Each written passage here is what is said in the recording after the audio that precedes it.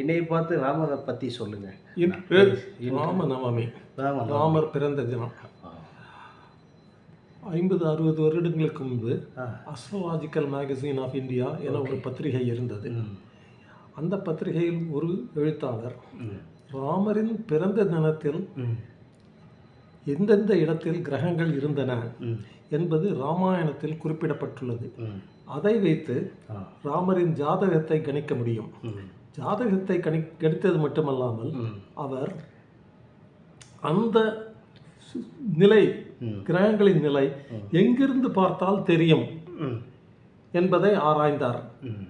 அவருடைய முடிவு என்னவென்றால், ராமர் பிறந்த இடம் ஆப்கானிஸ்தானத்தில் எங்கேயோ உள்ளது. இதை நாம் ஒப்புக்கொள்ளப் போவதில்லை.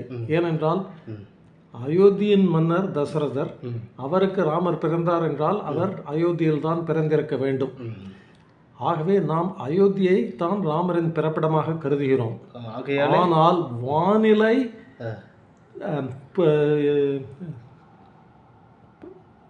நிலவரப்படி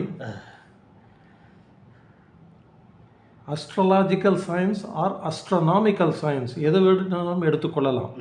astrology is based on astronomy.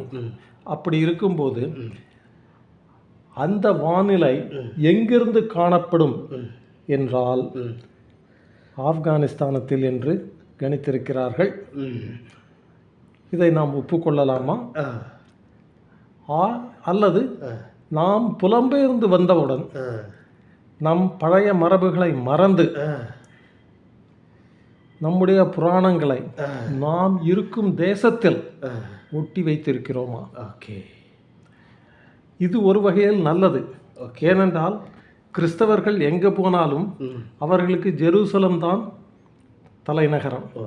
முஸ்லிம்கள் எங்கு போனாலும் எந்த ஊரில் இருந்தாலும் அவர்களுக்கு மக்கா தான் தலைநகரம்.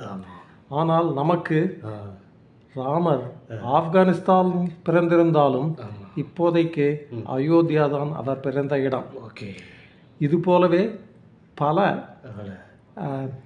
புராண கதைகளும் இந்தியாவிற்குள்ளவே நடந்ததாக நாம் கருதுகிறோம்.